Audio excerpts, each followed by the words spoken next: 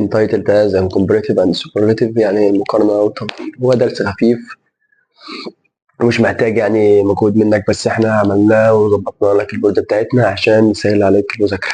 فيلا بينا نبدأ. بسم الله الرحمن الرحيم. احنا عندنا درس اسمه الصفات. ايه الصفة؟ الصفة هي الذي تصف الاسم. يعني ازاي؟ محمد طويل. وصفت الموصوف اللي هو محمد ده اسم ان هو طويل. محمد قصير، محمد تخين، محمد مثلا اشقر كده، فاهم؟ بتوصفه بحاجه، لازم اللي انت بتوصفه ده لازم يكون اسم. تمام كده انت عرفت معنى الصفات. خش على انواع الصفات. عندك فرقين. اول فرق من حيث طول الصفه، عندك صفه قصيره وصفه طويله. اول فرق ان الصفه في طول الصفه طويله ولا قصيره.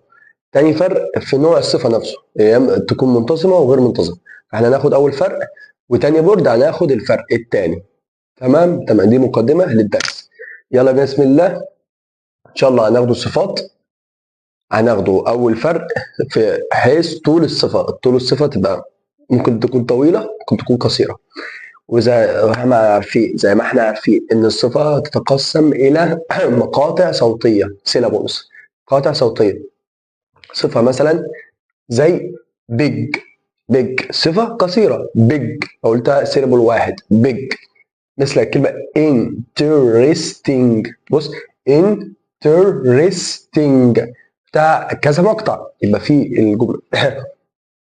الصفات من حيث طول الصفة في صفة قصيرة وصفة طويلة. الصفة القصيرة تنقسم إلى مقطع سيلابول واحد بس، مقطع صوتي اللي أنت بتطلعه.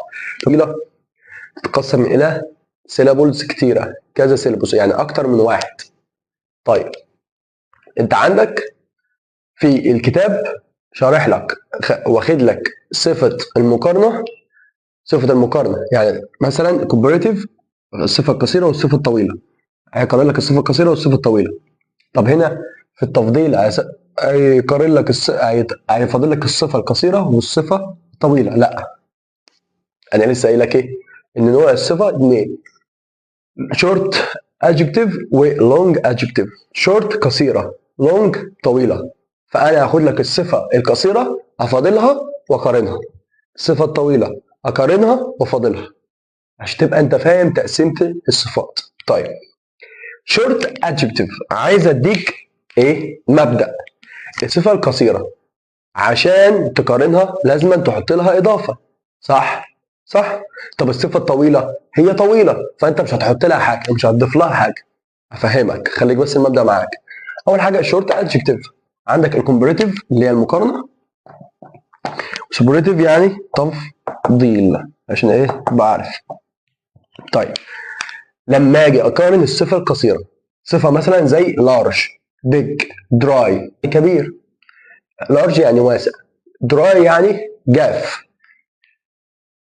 ديت التركيب العام ليه لما اجي اقارن الصفه القصيره الشورت ادجكتيف. احط الصفه بتاعتي واحط لها اي ار، ولازما ولابد لازم يكون في كلمه ذان عشان تثبت ان الجمله في مقارنه، في صيغه المقارنه مش صيغه التفضيل. وهنعرف ان صفه المقارنه ليها علامه وصفه التفضيل ليها علامه، هنعرفها دلوقتي. يبقى الصفه نحط لها اي ار وذان. يلا بينا نيجي نطبق. يلا بينا. كلمه زي بيج، خلينا في بيج.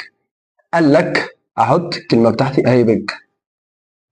قال لك لما الحرف الساكن يسبقه حرف متحرك اضاعف الحرف الساكن، فهتبقى كده بيجر، واحط الاي ار واحط كلمه ذا، يبقى بيجر ذان. بيج كبير، اكبر من.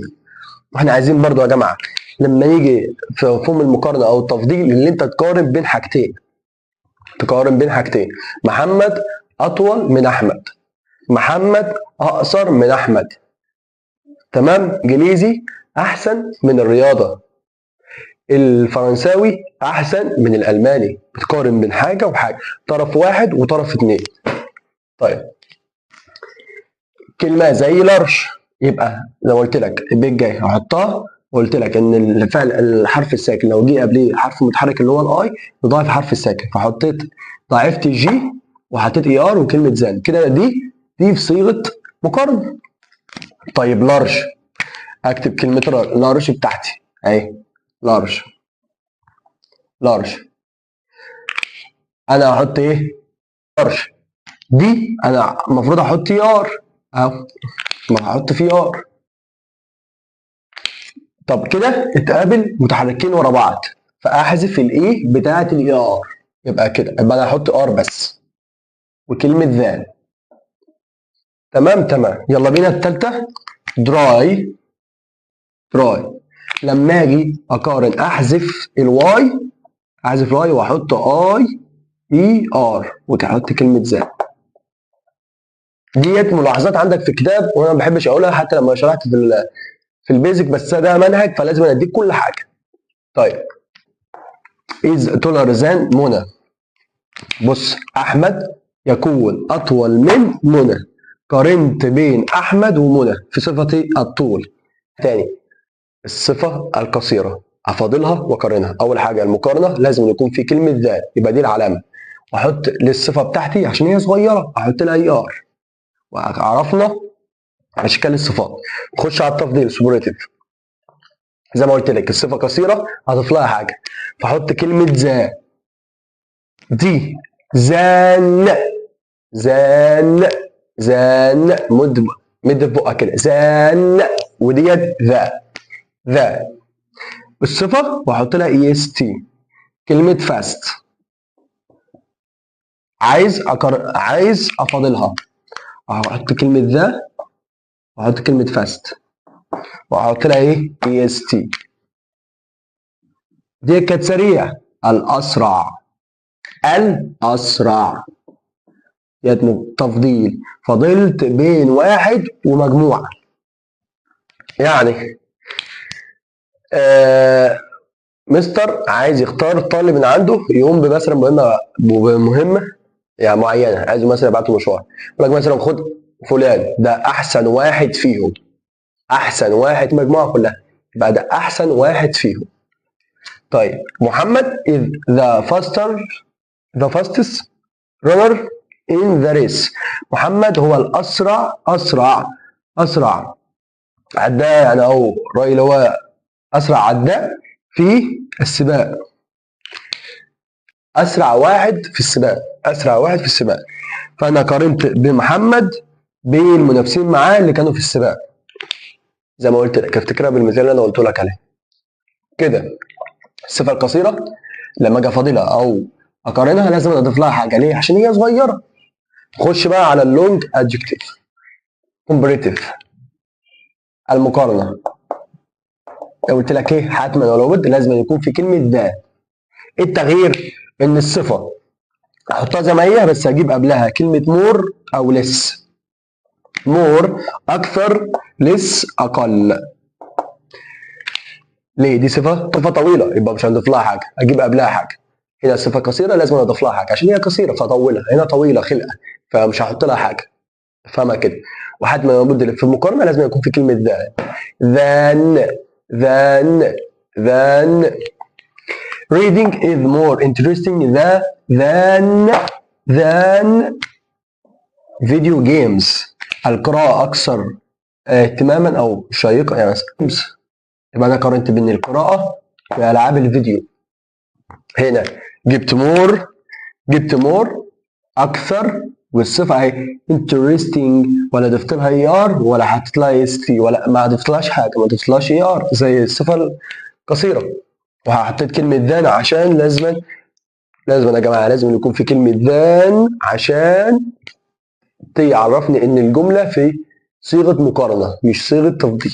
ما هي لو ما كانتش مقارنة يبقى تفضيل، ما كانش تفضيل يبقى مقارنة. ملهاش حل من الثلاثة. سوبرلاتيف يعني التفضيل. قلت لك ايه الصفة مش هضيف لها حاجة عشان هي طويلة. the most the least واحط الصفة بتاعتي بس.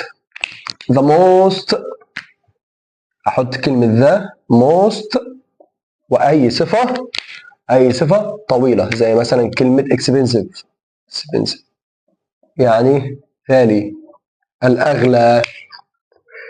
We bought the most expensive house in the city. احنا اشترينا اكتر منزل غالي، اكثر منزل غالي في ايه المدينه. الشاهد ان انا جبت the most ليه؟ عشان ديت long adjective. تاني كده خدت، ركز معايا، فرقين، فرق بنوع فرق بطول الصفه، صفه قصيره وصفه طويله. تاني حاجه نوع الصفه، صفه منتظمه، صفه غير منتظمه شاذه. الشاذه دي زي تحفظ كما هي، هناخدوها دلوقتي في البورد الثانيه.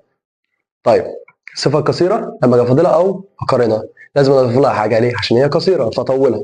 طب الصفه الطويله هي طويله فمش هنضيف لها حاجه. يلا بينا اقارنها. احط الصفه، احط لها اي ار، ولازم يكون في كلمه ذان. تمام.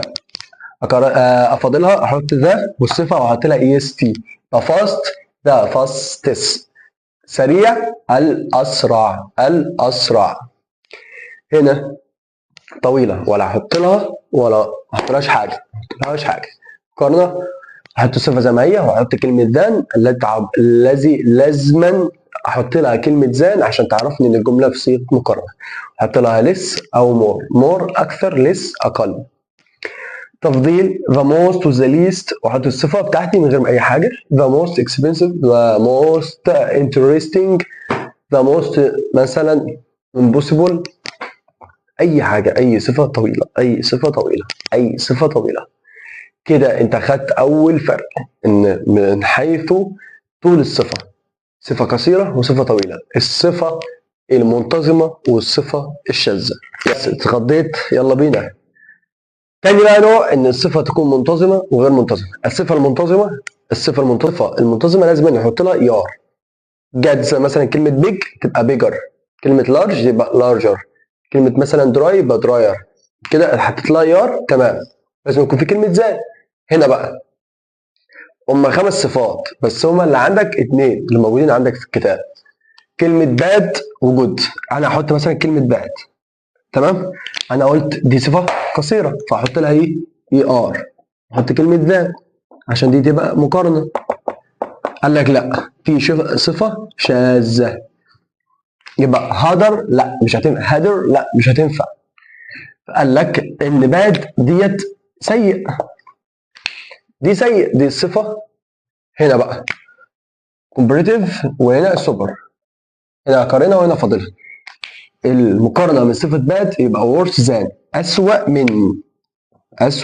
من. طب هنا the worst الاسوأ. كلمه جود جيد، صفه بمعنى جيد، لما اجي اقارنها اقول better than افضل من. طب هنا the best الافضل. تاني نوع صفه منتظمه تاخد اي ار. صفه شاذه عندك 5 صفات اللي موجوده عندك في الكتاب: bad، worse than، the worst، good، better than، the best. كده خلصت لك شرح الدرس باكمل وجه وفهم. كده فاضل لك جزء الحل، استنونا. سلام.